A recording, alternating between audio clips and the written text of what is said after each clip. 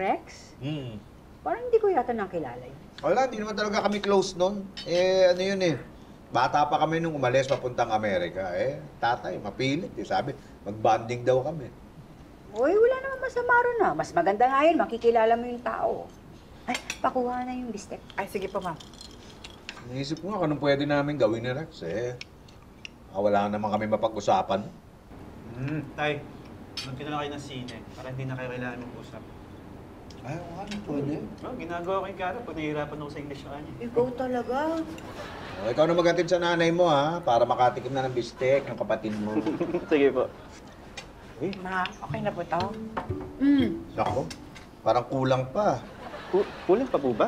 Oo, kulang pa yan para sa isang taon. Dami-dami na. Hindi ako pwede tumikim. Dali lang. Okay lang Dami So, kahit sibuyas lang. O sige, kumuha ka si